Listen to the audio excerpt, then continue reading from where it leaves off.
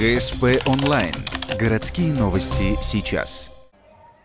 В воскресенье Комсомольская площадь, Ухта, отмечает ежегодный день работников нефтяной и газовой промышленности. На этот раз общую концепцию привязали к слову «ритм». В ритме детства, спорта, музыки и все вместе это в ритме города.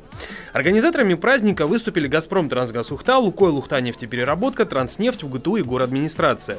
Насыщенная программа вобрала в себя в том числе интерактивные площадки, где каждый показал, чем гордится. Например, нефтяники с юмором назвали отведенный себе блок «В каске». Примерить головной убор не постеснялись и дети.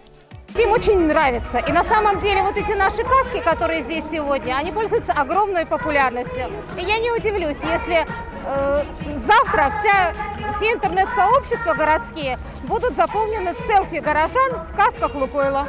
На площадке от газовиков детей знакомились с книгой, изданной в прошлом году и рассказывающей в увлекательной форме о работе с газом. Другие организации также не отставали, и все это попутно сопровождалось многочисленными конкурсами, выступлениями на сцене и так далее. Спортивную секцию представили велопробегом. Более 200 участников командами или лично стартовали от площади. Поездка рассчитана часа на 4.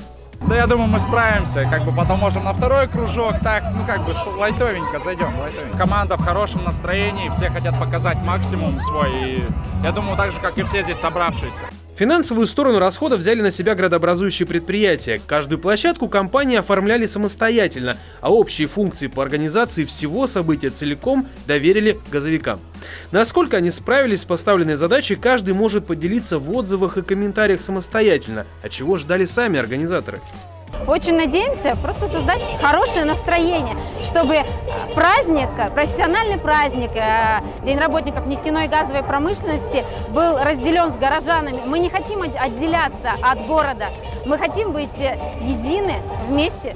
Кульминацией праздника вечером стали выступления приглашенных диджеев. Они заводили народ до 22 часов.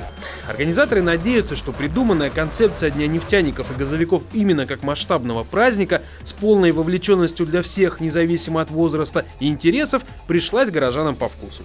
Если это так, за продолжением дела не заржавеет.